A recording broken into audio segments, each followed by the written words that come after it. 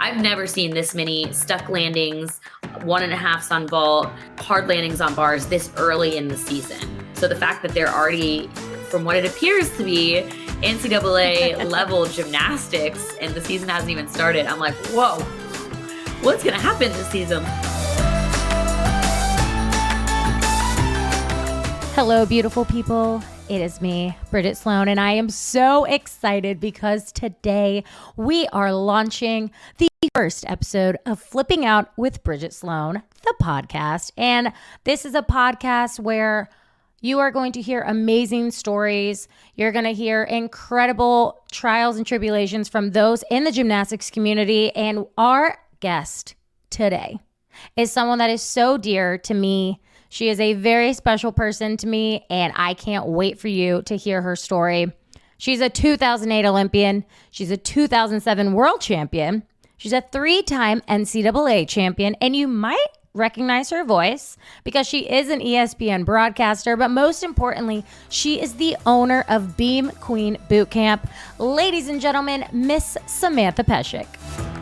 Well, Samantha, thank you so much for joining me today. And I need you to know that you are making like real life history because this is the first ever Flipping Out with Bridget Sloan podcast episode.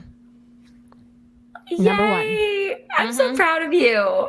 Thanks. I'm so proud of you. Thanks. Well, you're welcome. It's not about me. This podcast is not about me, Sam. This is about you today. This episode is all about you, but thank you so much. I'm super excited, but I am so pumped to have you on. I have done your podcast a handful of times, and it just felt right to have you as my first guest on the Flipping Out with Bridget Sloan podcast. Well, I'm honored. I feel like a lot of people that maybe know of us don't actually know how close we are and how many like different stages of life we've lived together. And also that we're like, our personalities are completely opposite, but I actually think that that's why we've been able to be such great friends throughout the years. But we've lived in similar places. We've been in similar stages of life. We both did NCAA gymnastics. We both do NCAA broadcasting. We both have done podcasting world. So I love that we've been able to stay such good friends, not to be sappy off the bat, but I've loved that we've been able to be such great, like genuine supportive friends of each other's careers, but also still like pushing each other to like accomplish what we want to in life. So I think that's special about our friendship. Aw. That was really nice. Wow. Yeah, I feel the same way, though. It is crazy. And I was thinking about this today. I'm like, wow, I have known Sam since my first real memory is when I was 10. And we were at, I want to say it was a regional. And you were there with your whole team, and I was there obviously by myself. And I was super nervous. And I just remember, because obviously I always knew DeVos. And I think it's so crazy that you're right. I don't think people are aware of the stages of life that we have literally been in together, and very like serious stages. I mean, not many people I think can go through life with all the ups and downs of our lives, but also still to this day be like, well, yeah, that's like one of my very good friends. Like, don't be a bully to her. I will back her up. Yeah. And it's like, I don't know. I love that. And I'm very happy that our friendship has just, I feel like it gets better and better every year. That's so nice. I wish I was there to give you a hug. Oh, we can share a glass of wine, do a little cheers. Gosh, I know. Next time we're together, we'll do that. But Sam, I really just want to jump right in because I think you have a very cool life. I think you have nice. But I think you've experienced so much in life, and it was not handed to you on a silver platter. It took hard work, and it was really kind of the behind the scenes work that people don't know that makes everything you do so successful. And really, I think that's just a testimony to who you are as a person. I know you mentioned like we are polar opposites. That's true. That is very true. Neither of us is arguing on that. Yeah, I feel like that's something that I used to not agree with. And then the older I get, I'm like, yeah, Sam's like very hardworking. I'm hardworking, but Sam is like a grinder, go get it. And I'm like, well, I can save that to tomorrow and it will be fine. Where you're all about the to-do lists and like just you grind it out every day. But I do, before we kind of get into the grind of your life, I think our experiences at a young age are what really kind of solidified our bond, going back to the Olympics, going to NCAA. I mean, it's such a cool transition, I think, going from Olympics to NCAA. And I actually applaud you because you kind of paved the way. I know for me, seeing you get recruited to UCLA, seeing you go to college, it really made me want to kind of follow in that footsteps of NCAA gymnastics. It's a possibility. Like that's something that I don't know if you're aware of, but like you are a very main reason why I wanted to do NCAA gymnastics, because it really wasn't prominent at our gym. It wasn't something that I saw. I didn't really see older girls going off to college. And then when you and I started training together, that was a huge moment for me. And I don't know if you're aware of that. I'm not aware of that extent, so thank you. But I do know that, you know, I think it's worth it to say that, you know, at the Olympics, my coach knew that he had to move back to China and take care of the family company. And so I wasn't going to be with my coach who took me from, you know, a young gymnast to the Olympics, which was devastating for me. And as great as Bridget was, and as much as I knew it would be fun to train with her, like that was not my training style. Like it's not my normal thing. So I was really scared to have to switch gyms, but the easiest solution was just to train with Bridget. So I didn't have to leave my high school because I loved going to real school. As you know, Bridget, all the girls on the national team called me Susie High School because I would go to all the dances and I love the football games, and I'm still best friends with all my high school friends. And I like loved high school. And so I didn't want to leave my high school and go to train with Sean or Alicia or whoever. And so, you know, when we started training together, I think I was dragging my heels because I didn't want it to do the change. And I know you really did not want me to come to train with you. That's not true. And Bridget Elizabeth Sloan, I've heard stories. Okay. And I think that us training together was probably the best thing for both of us. I think that I gave you, I know you were really burnt out during that time. And so I think I gave you like more like a teammate really, and just friendship in the gym. And I think you gave me this sense of like calm and fun and peace. And so with our personalities, I think, you know, the 2 years that we trained together were really fun because we just had really opposite styles that complemented each other in the gym. And when I went to college, as much as I wanted us to go to the same school, I remember talking to you about school and just like what was a priority for you and what you were looking for. And, you know, I know that Florida was the perfect choice for you, even though like it was a little heartbreaking that we would have been great on a college team together. What could have been? I would have kept you in line. You know, I mean, I'm sure I would have fallen out of line without a problem, even if you tried to keep me in line. But I appreciate the gesture that you would have kept me in line. I do appreciate that. But going back to, you know, I'm also laughing at the fact of Miss Val watching this thinking like, was Sam in line in college? Yeah, maybe we need to get Miss Val on here. She can confirm that's not accurate. I was the most out of line in line person on the team. I was the most out of line person on my team, I would say. And I think I can say that now. But the thing was, see, you were like, oh gosh, you were just always like, you would show up to practice 10 minutes early. Where me, I was like, I'm going to get there right when practice starts. And then I'm going to stretch. And then and Sam is the girl that like high pony, she's ready to go. And I'm like, we got some time. Sit down, just relax. But it is so true. Like, thank the Lord we were able to not only create our friendship by training together, but our personalities, like it really was the perfect match.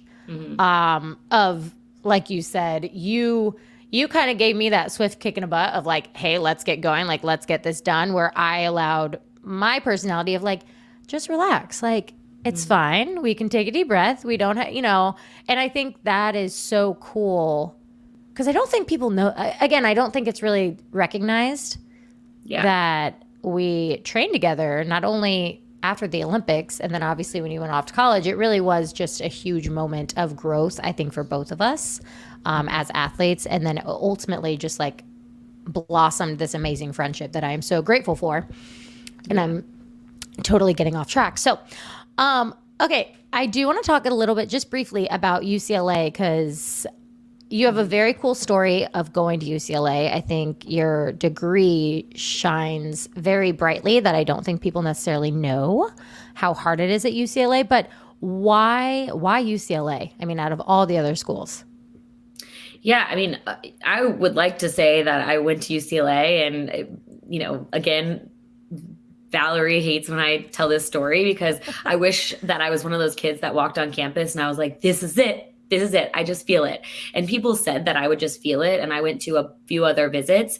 And I remember going to those visits being like, I belong here.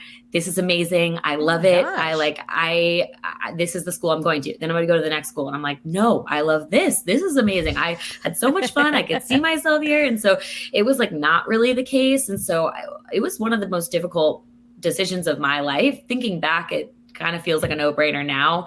But I ended up looking at, where the girls who had graduated and what they were doing and, just the level of support from the coaching staff of my life outside of being a gymnast and how I felt that, because really going to college gymnastics for us was a transition out of the sport. And so I just remember like my mom saying, okay, if you never won a national championship, what school are you still going to be like pumped that you went to and why? And so that was a helpful thing for me to think about. And, LA was warm. I think I always wanted to do broadcasting or something like, on camera with sports. And so I thought the opportunities there would be great. I love the network and really just the strong academics mixed with the athletics was really enticing for me. And so, me now, I can't really see myself anywhere else. Even though you're one of my best friends, Shayla Worley's one of my best friends, went to Georgia. And I think me going to all those schools, I think I would have had the best time. And I really liked, the campuses and what they had to offer. And so when you were asking me, I'm like, literally, Bridget, there's not a bad option. These schools are all incredible, but you have to find which school I think matches your personality when it comes to like the academic load and also like the culture of the coaches, which changes all the time. Mm-hmm. Well, and yeah, I think, the fact of the matter is that there really is a school out there for everybody if you look for it. And I think it's amazing that you were even able to look past just athletics and you were able to look at the big picture of like which school is going to give me, which school is going to check all my boxes. Yeah. I think it's very easy to check one or two boxes and be like, amazing, this is it. This is for me. Where Sam was always the mature one out of the two of us. And she was always very good at that. So I do think like, I don't see you anywhere else but UCLA. Like you're an LA girl. LA, you really are. You converted. You're an LA girl. I mean, I don't live in LA anymore, so I don't know what you say now. But I think I loved a lot of LA. I mean, I'm from the Midwest, for those that don't know, Indiana, and I loved how warm the culture was there. And now living in Austin, Texas, I actually feel like it's a good balance between, the fun activities and live music and comedy and the lake. And then it's also like the genuine people of the Midwest. So I feel like it's a really good balance here, although I do miss the weather a lot. I'm sure. And you mentioned this just very briefly, but I do want to talk about, because you have a very, very cool role with ESPN right now. You are not only an analyst, but last year you did a lot of sideline, which I personally have never done sideline, so I do not know what that is like. But I want you to, if you want, or if you can and feel comfortable, I do want to know, like, what are the biggest differences? And also, I want to know which one you like better. Yeah. I mean, when I got into sports broadcasting, I didn't really realize there were so many different roles. And Bridget, maybe you feel like this too, of like Mm-hmm. even the difference between a play-by-play person and an analyst and what that means and what you're supposed to say and what your role is. Like, unless you go to a specific broadcasting school, which there's not very many out there, there's really not guidelines or like a way to learn. If you go to be a doctor, you go to residency and then you learn everything and now you're just a doctor. Same thing when you're a lawyer, you study, you take the bar, and now you're a lawyer. But like sports broadcasting, there's not just a linear path. It's so up and down, and there's so many different roles and opportunities, and you could have a good year or a bad year, and it's just it is an emotional roller coaster. Frankly, it's like being a struggling actor almost. And so when you get into it, I think you don't realize like what you might be good at and what you actually like. And, I actually did sideline for football for a few years, and football is like my favorite sport. But doing sideline like took my love away from football for me. And so I decided that I wanted to focus on just gymnastics commentary.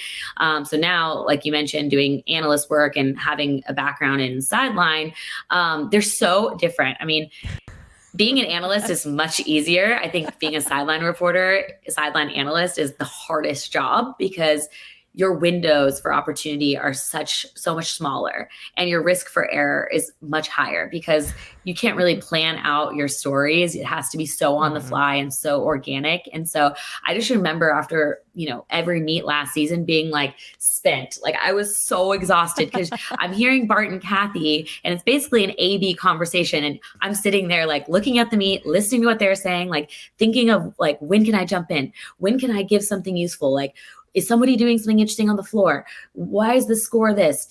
Was there an injury? Like all these question marks I'm having in my head. So your mind is just moving 100 miles a minute. Whereas being an analyst, you have your quotes from the coaches. Maybe you watched warm up, their routines.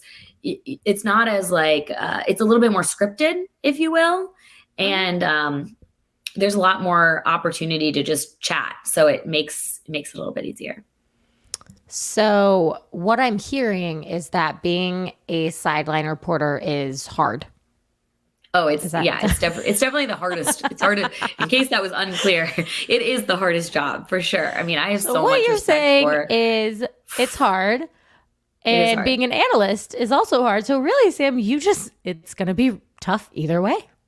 I think being an analyst is, I don't want to say easy because you can always get better and analyze every word and nitpick, and you'll never have a perfect broadcast. But I mean, I think for me, being an analyst is much more natural, although I like the thrill. I don't get the same thrill being an analyst as I do from being a sideline reporter. Oh, I never really thought of it like that. There's like an adrenaline rush. It's like a routine.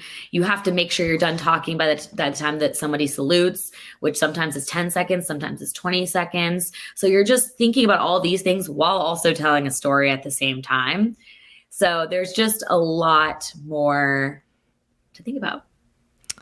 All it's making me think of is like, and this is how another reason Sam and I are polar opposites. Sam loved to compete. I preferred to practice.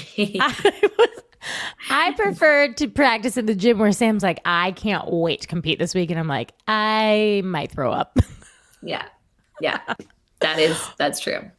I know. And that's great. Well, I do believe that as an analyst, and I can definitely speak on this, like there is so much prep work that goes into being an analyst, and I can only imagine the prep work that goes into being a sideline, because you really don't think, I've never really thought about sideline in the way you just put it, and having like such a small moment. Like you got to be quick on your feet. You got to know exactly what your question is going to be because you've got 30 seconds.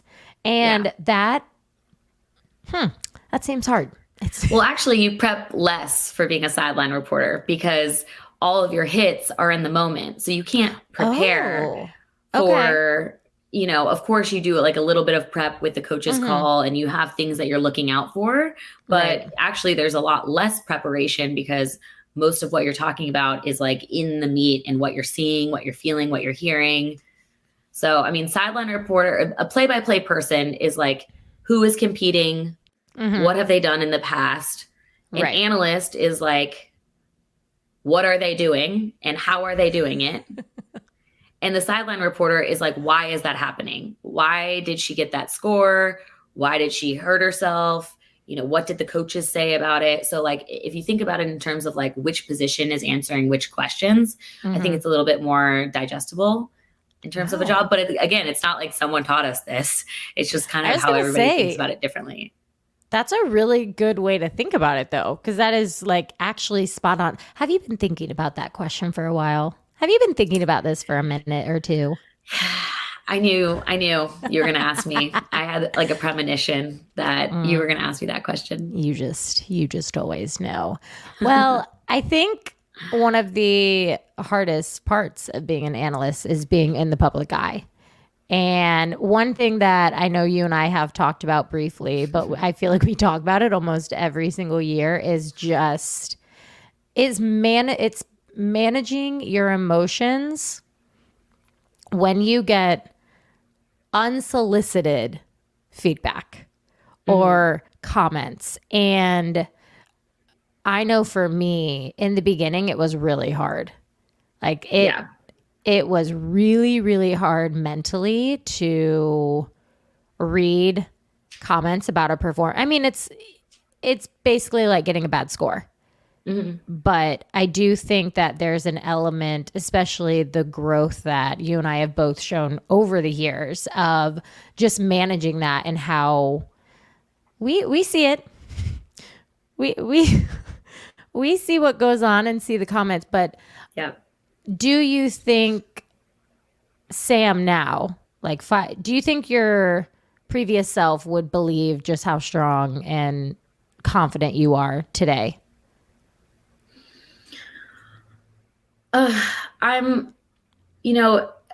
This is like going deep and going back, but I had a really big bully in high school. Like it got really, really bad. We almost had to get a restraining order against her. She would say horrible things on Facebook, and just, it really, really, really, really wore me down in high school. And I'm lucky during that time to have such great high school friends and such great family, because this person didn't know me personally. And so hearing people that I valued their opinions, like my family and my friends, be like, she doesn't even know you. She's just, she's jealous of you, or she's, all these things, and the things that she's trying to do are for X, Y, and Z. And like, just hearing their constant voice responding to how she would try and tear me down, I think built a good foundation for me. Because when I got into broadcasting, things that people would say, I mean, it doesn't really bother me. Like, sure, I mean, it doesn't feel great when you read it and you're like, oh, bummer. Like, but for me, broadcasting is less about me and more about me telling stories. So if somebody's commenting about me,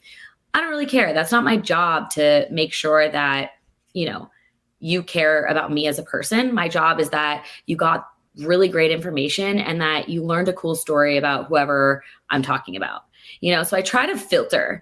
And sometimes I like reading comments because it's great feedback of like, oh, I know so-and-so personally, and she likes this, this, and this. And so it's like, oh, I got to research this story more. Like, that's cool.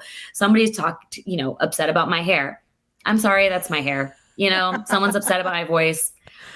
This is my voice. This is how it sounds. I'm sorry. There's certain things that I'm like, I don't know. And then if someone's trying to like, attack my character, well, they don't know me. They're not somebody that I know personally. Otherwise, if I said something that was rude or horrible or disrespectful, somebody that has my phone number will text me and let me know that I care and value about their opinion. So I think it's less about not looking or looking, and it's more about how you respond and react and filter what you're reading. Because, is what they're saying, does it warrant an emotional response? And if so, why? And if not, then let it go. I mean, it's going to wear on you more than it's giving them more power, you caring about what they're saying. And of course, it's easier said than done. And I know you and I have talked about this like a lot over the last few years. And it's basically me giving you this pep talk. I know. This was actually for me, guys. Behind closed doors. And like, it's not perfect. Sometimes I read things and I'm like, that one hurt, or like, ugh, right. Like I wish that, or I shoot. But most of the time it's like, I have confidence in the job that I do because I work hard and prepare, and I have good intention with what I'm speaking on. And That's all you can do. When I lay my head in bed at night, I worked hard to prepare good stories and I had good intention. What more can you Period. ask? And I hope I get another job from that. But if not, at least I know like I tried my best and I did everything in my power to like do the show justice or Yeah. do the story justice. No, absolutely. And again, that for all the listeners, that was for me. I sometimes need a pep talk, and Sam does a really good job of giving me pep talks. But I mean, it's with season coming up. It's like you got to reassure yourself. You got to reassure yourself. Yeah, well, season's only a certain months, right? So I think towards the end of season, you kind of get that thick skin, built back up. But then, season coming, you gotta start building the ammo of like, okay, I'm gonna start filtering the things that I say or the things that I'm reading because I know that's X, Y, and Z kind of affects me and puts me into like a bad place and whatever. So, and maybe you're one of those people that everything does affect you and you just can't look at it. So sorry, those are your options. Either don't look at it or be better at filtering it. Those are your two options. Yeah, I feel like I'm definitely option B. I'm sensitive. I mean, I'm sensitive. I am. I know. I cry sometimes, okay? It's fine. Sometimes I cry in my car. You know what? Sensitive the other day. So I think it's funny on our team because Nastia thinks that I'm not sensitive at all. And Alicia thinks I'm really sensitive. So I don't know where I fall on the scale.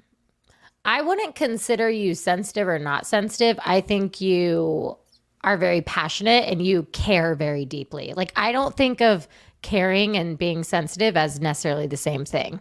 Like I think you care very deeply about doing a good job in everything that you do.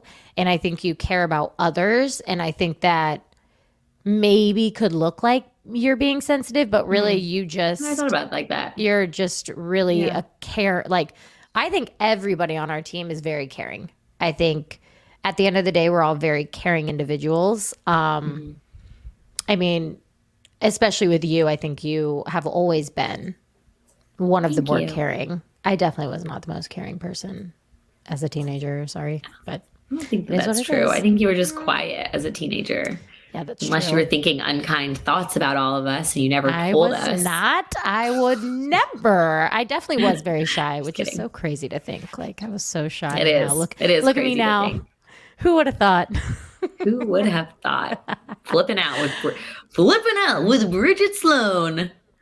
There you go. Perfect. We're definitely going to be using that. Well, Sam, we have to talk about one of the coolest things about your life, and that is that you're a business owner. And you are a business owner and one of the coolest ways giving back. And I don't want to take any of your light on this topic because I want you to be able to share everything about it because it's really, really cool what you're doing for the community of gymnastics, specifically Beam. I love it. Yeah, I started Beam Queen Bootcamp in 2017. We did our very first event. And, the way that it came about was, I retired from gymnastics and I was candidly just so burnt out. Like I didn't want to do gymnastics broadcasting. I didn't want to do anything with gymnastics. I just needed a break from the sport because as you know, it's a lot. It's, it's every day, it's constant. Everybody in the gymnastics world is passionate and it's like a very big friendly family actually, not cult, but sometimes it can feel like a cult is the bad side, but the good side is like the family feel. So anyway, I just needed a break and I was doing some camps in summer and I really liked a lot of how I was able to help the young girls on Beam, but I felt like I wasn't getting enough time with them to make a real impact. And so I was like, wow, it would be really cool if I created an event just with Balance Beam. And it's kind of like a female empowerment conference disguised as little kids boot camp. What if we can teach them inherent confidence at a young age that they can use throughout their life? And so I had this kind of crazy idea. As you know, no one in the gymnastics world likes change. And so I ran it by a few people and everyone was like, that's a terrible idea. And I'm like, okay, cool. Well, I'm going to do it anyway. That's kind of like something, the common theme in my life. Now who's the one laughing? Right, oh my gosh. Who would tell you that? bananas. Yeah, I probably more people told me that than told me like I should go for it. So I was like, it's fine. I'm just going to do one event, see how it goes. And I wasn't imagining that I would start this like company or, community. I was just like, this is kind of a cool way, a unique way that I would like to give back to the gymnastics world through this one. And I was like, I'll do one a year. It'll be fun. And then after the very first event, which you were at, thank you for being there. Is we had inquiries from gyms from 23 states and 3 different countries being like, will you bring this to us? I'm like, whoa, okay. This is everything I wish I had as a young gymnast because I had so many fears, but I didn't realize that so many other people wanted it. I knew that it was a great opportunity for kids to improve on one event, but I just didn't know how much other people knew that they needed it too. So we did a few more that year, and then, it's grown ever since. And the last few years, we've done 25 events in a summer. We have an online program. We have an app. It's free. You should download it with some good content on there. And we also have a full apparel collection on our website too. So it is a lot. It's a lot. Wow. I mean, yeah, it's just crazy to me what started out as like, we'll do one. But you were there.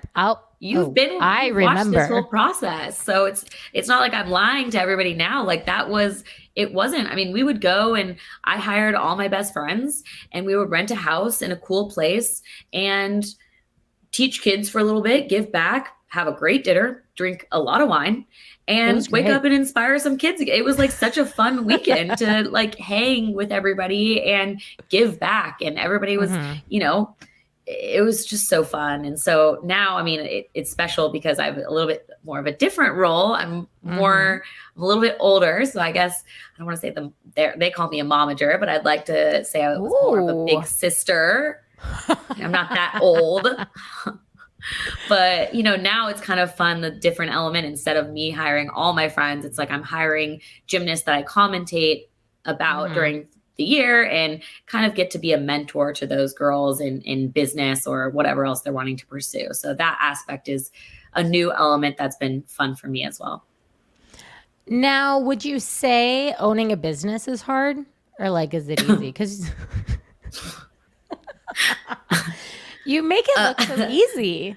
I love that I make it look really easy. I mean, I feel like I could own a business. I'm just kidding. You should. Anyone can. Honestly, anyone can own a business, but it is hard. It is definitely the hardest thing. I mean, every single day there is something new, a new fire to put out, a new problem to solve, which I find exciting and fun most of the time. But it is a lot of work. Well, I mean, you make it look easy, which is great. And that's, again, you just keep doing you, because I also think that Beam Queen has a very special place to me, because I love that you said it's not just a camp to learn beam. I mean, it is, in my opinion, it is a confidence camp. I mean, the athletes that go to Beam Queen Bootcamp learn tools. They hear from these amazing athletes, NCAA, Olympic. I mean, really across the board, just about everybody. But the message is never, you have to be perfect in order to make it to the Olympics. It's never do this, and then that's how you're going to get to the next point. And I think it's such a cool it's honestly, dare I say, it's a revolution. It's a gymnastics revolution of liking beam, but also learning to love your athletic self, to love the abilities that you can bring to the table, which, I mean, like, imagine if we had Beam Queen Bootcamp when we were 7, 8 years old. I would have loved it. I would have loved it. Sam would have loved it. I probably would have hated it, but I would have gone and I would have gotten through it. But Sam you would have been the girl that would have been like up front. I would have been in the back. Oh yeah, definitely first in line. I was the girl cutting everybody. My mom had to apologize when I was little because I was cutting girls in line. Well, Sam. And my coaches were like, if they're not paying attention, she's allowed to cut them. It's crazy that I actually did have friends. It sounds like I wouldn't have friends. I was about to say, so you you cut people in line, which I remember growing up, that was like, how dare you step Oh, in we would front all of cut me? each other in line because we just had a little group that were feisty. And so none of us took it personally. It was just like, man, I was in the middle of my story and I missed my turn. So-and-so cut me this time. You and your spicy friends with cutting lines. Don't worry, guys. She's fine now. She doesn't cut people in line now. But as a child, No, she. I do. I definitely do. Okay, never That's the mind. perk of being 5'1", is that I can, at concerts, whittle my Oh, way just to the front of the stage. that's how she does it. Mhm. Oh, all right, all Yeah. right. Well, I was about to say she's grown up and she's she's still doing it. She's Nope. still cutting people Yep. in line. Still cutting people in line. Well, so going back to Beam Queen, Yeah. I know that you mentioned that it happened after college. It was kind of like, and again, you mentioned that you were burnout. I think that is such a normal thing to feel, is being burnout, but also seeing light at the end of the tunnel. But Yeah. were you thinking of Beam Queen at all in college? Like, was it even like a No. little spark? Nope. Okay. No, definitely not. Definitely not. Like I had a job interview to be a consultant at Deloitte. And Really? like the day of the interview, I canceled it because I was like, I don't want to do this. I want to be a broadcaster. And so I really wasn't taking Beam Queen. I don't want this to say I didn't work hard and like, give 100% to the first event or the first few events. But I would say that I wasn't taking my role and like Beam Queen and what it could be seriously until January 2021. Okay. So I feel like I've really gone all in with Beam Queen just for the past couple of years, which is exciting to see just how much we've grown in 2 years. I have a team now. And before then, it's like I always saw that as a means to help pay for my life and give back to the community I love until my broadcast career took off. And then, COVID happened. And as you know, I went through a lot of changes. I, took a little sabbatical in Indiana, and I assumed that I was going to get a similar role at ESPN that I had the year before. But with people coming back, and since everyone was working from home, there wasn't enough kits. So it was like playing, what's that game where you sit and you lose a chair?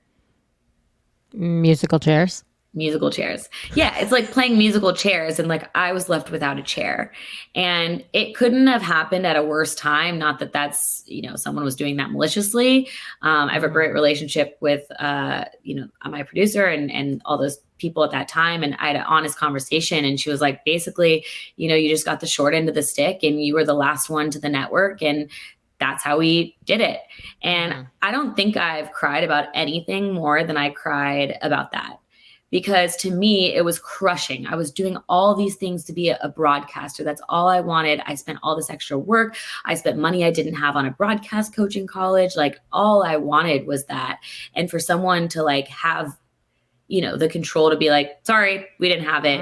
That to me was like so crushing. And my, boyfriend at the time kind of said something that I still remember. He's like, I don't know why you're so upset. He's like, I don't mean to be insensitive, but like, you're a businesswoman and you happen to be good at broadcasting. You're not a broadcaster that's doing this rink-eating business on the side. Like, this is really cool and you love it. Why are you kind of making your identity about being a broadcaster when, one, you're both, but actually he's like, I think that you're a stronger businesswoman anyway. And so after he said that, I was like, wow. And so in terms of like just how I viewed my own identity was not at all like a businesswoman or a business person or, somebody that's trying to grow this for a long term. And so right after he said that, I was like, wow, you're right. Like this is something that I can control and I love and I'm passionate about. And so that was really the year that I think I went all in and really crushed it and got excited thinking about the vision in the future with Beam Queen. And then ironically, the following year, I got offered a full schedule back with ESPN. And like, I think I cried happy tears because of the emotional roller coaster of like thinking that I was done with broadcasting forever. I was like, you know what? This is it. I'm never going to get another broadcasting job again. I lost my chance. Pac-12 won't hire me because I'm in Indiana. ESPN won't hire me. So I like, to this day, I think it's one of the proudest moments of my life is kind of sticking with it and, not burning bridges when I wanted to and not posting on social media and not being bitter and, taking a moment to like be sad for myself, but also, okay, how are we going to redirect? How are we going to adjust and like be excited about this year without broadcasting? And Beam Queen kind of, that was the year that Beam Queen exploded, or it was beginning to explode. And so I think it was the best thing to ever happen to me. I mean, it's crazy how the world works. It's crazy how the universe works. When we think we're at our lowest of lows, we get shot up and now we're over the mountain. I remember that time very vividly. I remember that time. And it's very hard being in a position that you have no control over. I think that's without a doubt one of the hardest things for me to learn, to not take it personally and to know that this is completely out of my control. Because as an athlete, we have total control. I mean, we are completely in control of our body, of what we're doing. So I know for me, that was a huge learning curve.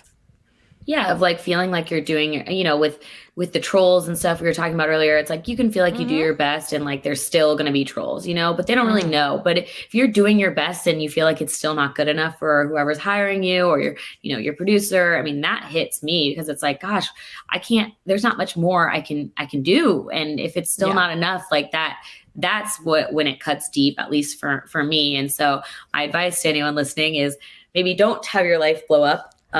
Every aspect of your life blow up all at the same time.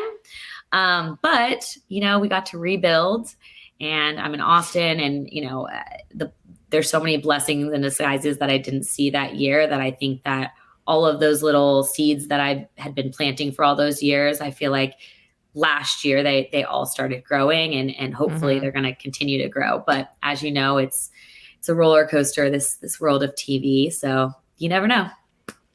I mean, Sam, I think if you're going to give any advice, it's that when everything does explode, you take a breath, you write it all out, and you just keep working. I think I feel like your mindset, thank goodness you are a very positive person because I do truly feel your mindset throughout that entire time. And even today, is the reason why it's like, where's the silver lining? Where is my positivity? Like, where is that? And sometimes you have to dig. I mean, sometimes you really have to Sometimes you have to dig. I think it's also fine to just be like, I'm angry. This is annoying. Like, it's not how I wanted it to go. But then specifically with broadcasting, like if there's something that I don't love or whatever, like I take a moment really to like create perspective and just be so grateful for the opportunity because I remember the year where I didn't get the opportunity. And that was the most devastating thing that has happened to me, in the past few years. And so to go from, anything that happens to me in broadcasting, I'm like, well, that is annoying, but I am so grateful for this opportunity because it's a job that I really love and take seriously. So, just getting the opportunity is, like, it sounds like I'm, being fluffy, but I think you know me well enough to be like, I am just really grateful. Fluffy. Don't be hateful, be grateful. Yeah. Be grateful. Be grateful. Try to find, the blessing in disguise that you're going to see like 3 months from now that maybe you don't see now. It's like, I try to predict what the blessing in disguise is going to be. And that helps you kind of like reframe and create a more positive, thought process to, whatever annoyance or, negativity maybe you're experiencing with any kind of job or, let down or obstacle. Wow. And that, ladies and gentlemen, is the tea. No, it's so true though. It's so true. And I think, it takes years to get to that point though. I know for me coming out of college, I thought I was going to get a job right away. I'm like, who's not like, you have this expectation of like, oh no, this is going to happen. And then the real world hits you like a ton of bricks. And that's not how it always works out. Yeah. But very quickly, I do want to talk just, give me like 30 seconds of the season coming up. We've talked about broadcasting so much, and this is, 2024 season. It's coming. Yeah, I mean, each year I think it's a little bit more exciting and the fan base grows. I mean, that's something really cool about being a sideline reporter is when you're on the floor and you get to look around and enjoy what the crowd is enjoying and kind of almost be a fan in a way. So I guess I'll miss out on that a little bit this year because I'll be in the booth. But I think that there's a lot of gymnasts that have transferred who are heavy hitters. I think that there are a lot of schools that were good that are going to be great this year. I think that I'm trying to think. I think every year there's more and more parity, which I think last year was the most exciting year with NCAA gymnastics that we've ever had. And I think this year is going to be even more exciting for similar reasons. It's like, when you go into a dual meet, I don't think you can expect to win the meet, no matter who you're competing against now, because that's how great all of these teams are. You never know what's going to happen with injuries. Of course, you hope everybody stays healthy just to compete at their best, but it's a long season. You and I both know the life of a gymnast. You're always like kind of injured, you're kind of sore. You're just like always sore. I don't want to say, I don't think it's fair to say you're always injured, but you're definitely always sore. Yeah. You're always feeling in the back of your mind. You're always worried about an injury, right? Oh yeah. You're so sore and you're wanting to like make it. This might be the day. Yeah, this might be the day. But yeah, I think that there's so many, like I'm excited for Missouri this season. I'm excited I'm trying to think of some underrated teams that I think are Michigan State. I'm really excited for this season. I mean, everyone's kind of talking about LSU being the it team this year. There's a lot of athletes that have transferred to LSU that have just increased their roster. So I think that they're going to have a target on their back, and I'm hoping that they use that for good and not as more pressure. Because sometimes I think that the teams that have more roster options, they underperform because there's just so many people that could go in. I mean, some could see it that way, or others can see it as iron sharpens iron, and everyone's fighting for those spots. So hopefully they're using it as like the iron sharpens iron way, because they have a pretty stacked team. Florida's also obviously incredible. But then you also have to remember that, Jordan Childs is not competing this year. Suni's not competing this year. So a lot of the Olympians or people that are training for this Olympics aren't competing this year. Some of them are. So you kind of have to take those out of the mix as well. But either way, I think that there's going to be a lot of upsets. And I think that there's going to be a lot of exciting gymnastics. I mean, I've never seen this many stuck landings, 1.5 sun vault, hard landings on bars this early in the season from what I've been seeing on social media. So the fact that they're already, from what it appears to be, NCAA level gymnastics and the season hasn't even started, I'm like, whoa, what's going to happen this season? Like, it's going to be so exciting. So I just hope everyone stays healthy so that we can see like the best of what each team has to offer. I love that. And I completely agree. I think it's going to be I think every season it's like, oh, this year is going to be insane. But I do think this year is going to be absolutely bonkers. I think that, like you said, there's going to be lots of upsets. There's going to be lots and lots of great gymnastics. Clemson's competing for the very first time ever. They've been training for a whole year. So it's like, what are they, where do they even fall into the ranking? Like they've just been quietly training. Silent assassins over there. I want to like peek into the gym and see what's going on. So, I mean, I think that's the ACC network is obviously launching as well. And so I think on the broadcast side, there's a lot of change, as you know, we spoke about earlier. We're going to be with a lot of different broadcast partners. So I think that there's just a lot of transition, and it's going to lead to an exciting season for all the audience and viewers for the SEC network, the ACC network, and of course ESPN. I couldn't have said it better myself. That's why they pay me the big bucks, I was just about to say, and that is why Sam is paid the big bucks. Well, Sam, thank you so much for joining on the first episode of Flipping Out with Bridget Sloan. It has been so great talking to you. And I mean, I'll probably text you tomorrow, but just, it's great to see your face. And I just thank you so much for your friendship and just the way that you always push me to be better in all aspects of life. And just thanks for being you.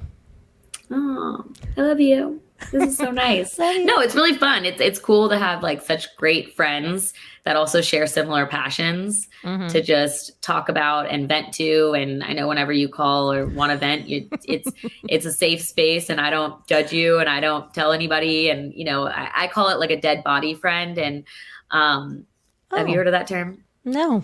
Nope. It's like, I guess it's gonna sound bad when I describe it, but like, if you killed somebody and like, if I killed somebody and needed help burying the body, I would call you, and I think vice versa, and you would help me.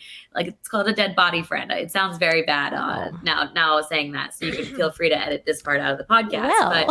But there's a certain level of friendship that I think when you reach, for me, you're a dead body friend, and you've definitely reached dead body friend status. Thank you. Thank you for putting me up in that category. I appreciate it. You're welcome. I can't believe I've never told you that compliment before. No, you haven't. That's definitely new to me and probably new to all the listeners. But it does make sense. I get what you're saying. Yeah, loyal. You're in it. You have my back. Always. I got yours. All day. That's a better way of saying it, probably. No. Oh, well, yeah, maybe you could have led with that, but you finished with that, and we love that. But again, thank you so much. You're wonderful. And you can hear Sam on ESPN. I'm sure every network. I mean, SEC network, who knows? ESPN network, probably. I'm on ESPNU, and I'm on the ACC network. Okay. Schedules are not finalized, so we don't know our full schedule yet, as you know, Bridget. But hopefully we'll know soon. And I'm excited to see you guys on air. So thanks, Bridget. Yay. Well, thank you, Sammy. We love you. You're great. You're wonderful. And Beam Queen Bootcamp. If anyone hasn't been, y'all should look it up. You should go. And that wraps up episode number 1 of Flipping Out with Bridget Sloan, the podcast. Thank you so much for listening. This has been so amazing. I cannot wait for you to hear the rest of our lineup as these guests come through, because Sam is so close to me. I wanted her to be first. I am such good friends with her, and she seemed like the perfect one. I was on her podcast. Now she's on mine. It's kind of the perfect world here. But what an amazing story from Miss Samantha Peszek. Make sure to watch and tune in to ESPN this season, because you'll definitely be hearing her voice, or maybe even seeing her on your TV. And make sure to subscribe and like wherever you listen to your podcast. That is Flipping Out with Bridget Sloan. I'm your host, Bridget Sloan, and I hope you all have a wonderful day. Thanks, guys.